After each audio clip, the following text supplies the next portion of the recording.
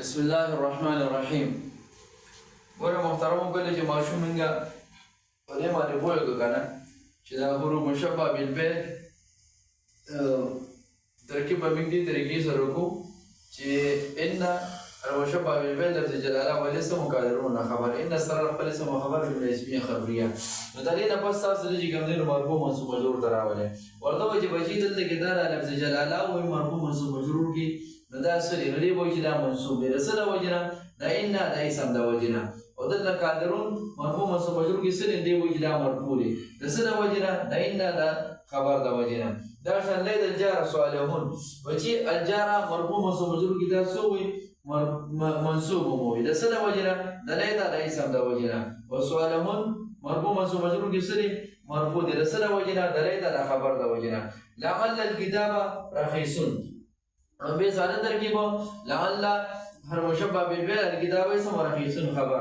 او هغه نه پس چې کوم دین ور سره په مرفوع منصوب مجرور کې سره اجرا ده الكتاب مرفوع منصوب مجرور کې سره دا چې کوم دین منصوب دي د څه د وجې نه د لعل د اسم د وجې نه. رخيصون چې کوم دین مرفوع منصوب مجرور کې سره دا مرفوع دي د څه د وجې نه د لعل د خبر د وجې نه. نو په دې طریقې سره کوم دین ماشوم سره د دې افعال ناقصو اجرام او د حروف مشبع بالفعل اجرام چې د اسم او خبر په دې کې کوم دین ګډ وډ نشي چې دا وصیه دا به کوم دین منصوب او د دې د به کوم دین وصیه مرفوع وي بیا ورته وایي چې دا د یو بل ورته دي د افعال ناقصو اسم مرفوع او د حروف مشبع بالفعل اسم منصوب یا د افعال ناقصو خبر به منصوب او د حروف مشبع بالفعل خبر به مرفوع وي. کله چې دې سره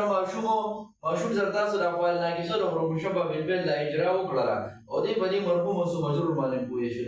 نو بیا به کوم دین د سره شروع کې د معرب او مبني نه بیا راوړل لکه قال البيت نصيبا نو البيت کې په سره دا ټول اجرا وکړي ورته بچي البيت چې کوم دین سره معرب د کوم مبني دي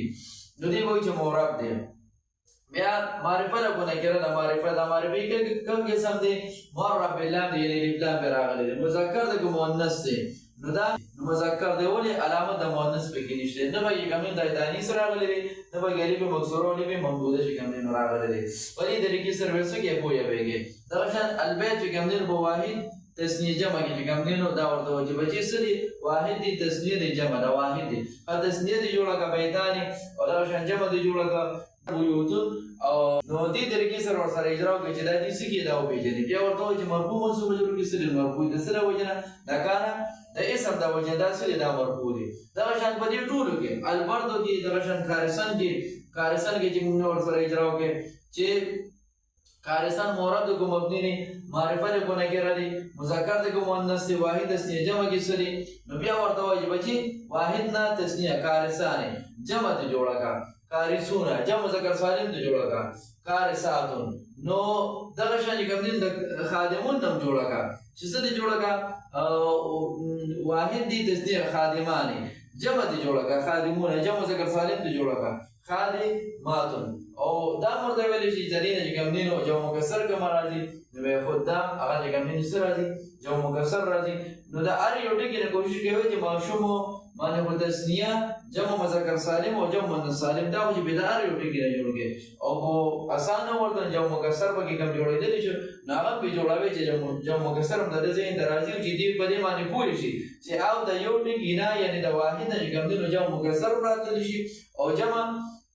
سالم هم چې کوم دینو دا راتلی شي نو په دې طریقې سره ماشوم بیا څوګي په دې کې به یو هفته به کوم دین بیا سبق باندې او په دې ټول اجرا کې به کوم دین بیا